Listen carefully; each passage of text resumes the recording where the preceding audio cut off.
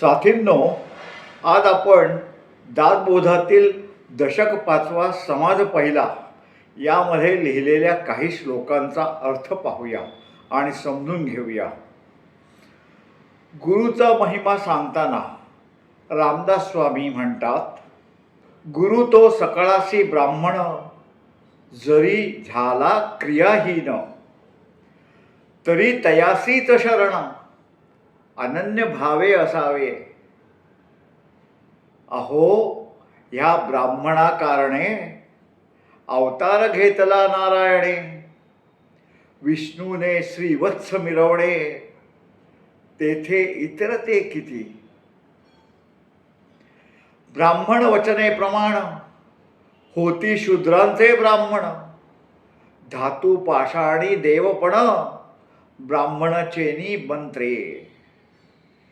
मुंजी बंधने विरहित, तो शूद्रची निभ्रांत, द्विजन्मी म्हणून संतत, द्विज ऐसे नाम त्याचे. सकळासी पूज्य ब्राह्मण, हे मुख्य वेदाज्ञाप्रमाण, वेद विरहित ते अप्रमाण, अप्रिय भगवंता.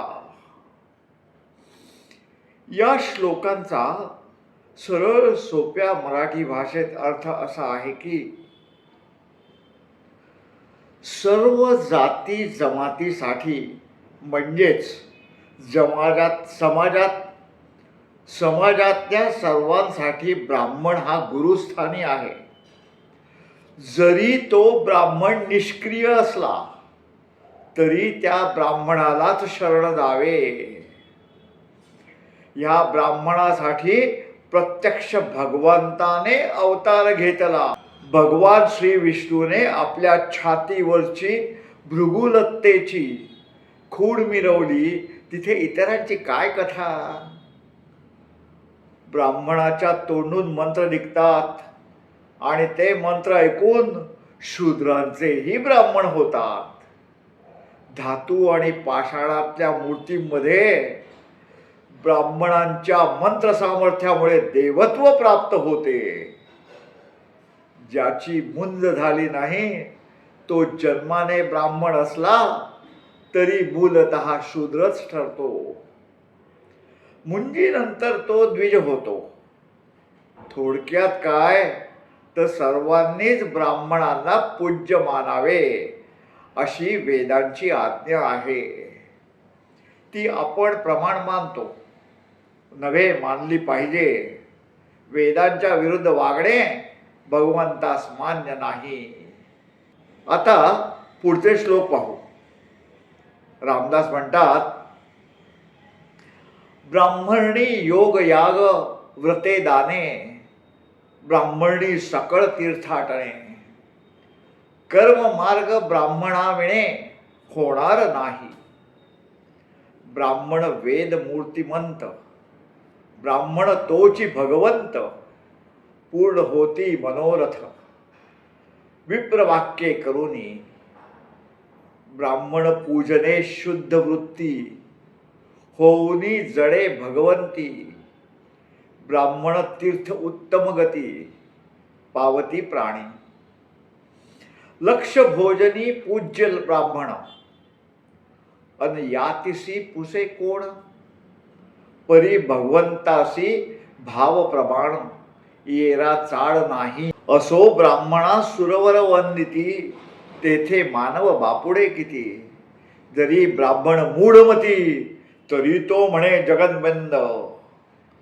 म्हणजे वेदांनी ज्यांचा गौरव केला त्या शुद्ध वृत्तीच्या आणि अंतःकरणाच्या ब्राह्मणांविषयक भरभरून बोलताना समर्थ रामदास म्हणतात की कुंडलीतील ग्रहयोग, यज्ञ याग, तऱ्हेतऱ्हेची व्रते आणि दाने, तीर्थयात्रा, कर्म आणि उपासना मार्ग ह्यांचे विवरण आणि आचरण ब्राह्मणांशिवाय होणे शक्य नाही. ब्राह्मण म्हणजे मूर्तिमंत वेद. अशा वेद संपन्न ब्राह्मणालाच देव समजावा. ब्राह्मणाचे आशीर्वाद लाभलेच आणि त्याची वचने ऐकली तर सर्व प्रकारचे मनोरथ पूर्ण होतात. अशा या ब्राह्मणाची देवासारखी पूजा केली तर आपल्या चित्तवृत्ती शुद्ध होतात, भगवंताप्रती मन जळते. ब्राह्मणाच्या हातून देवाचे तीर्थ घेतले तर माणसाला मरणोत्तर उत्तम गती मिळते. राजा जेव्हा लक्ष भोजन घालतो तेव्हा त्याला पंक्तीला ब्राह्मणच लागतो. त्या ठिकाणी इतर जातीची माणसे चालत नाही बरं का.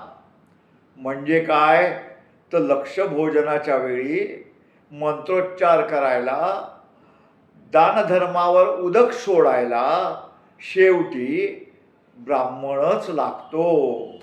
कारण भगवंताला ब्राह्मण अधिक प्रिय आहे. भगवंताला शुद्ध अंतःकरणाची अधिक चाड आहे.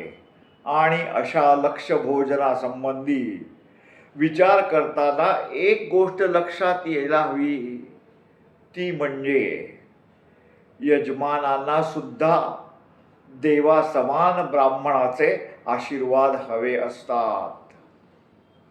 असो, तर साथीनो सांगायचा मुद्दा काय तर जिथे देव ब्राह्मणाला वंदन करतात तिथे इतर सामान्यांची काय कथा. असा हा देवांना सुद्धा प्रिय असलेला ब्राह्मण मूर्ख असला तरी शेवटी आपल्याला वंदनीयच आहे.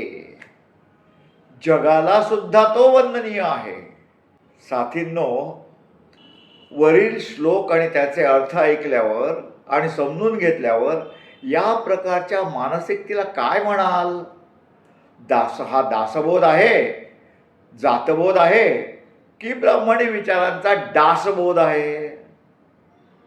दासबोधातील हे पान वाचल्यावर आपल्या लक्षात येते की हे स्वतःला स्वामी म्हणवणारे रामदास किती ब्राह्मण्यग्रस्त आणि जात्यंध विचारसरणीचे आहेत.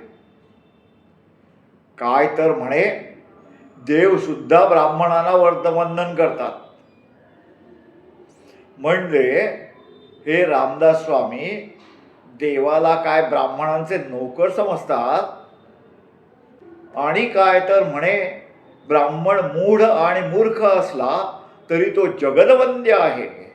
वा रे वा, अरे किती हा माजोरडेपणा कराल.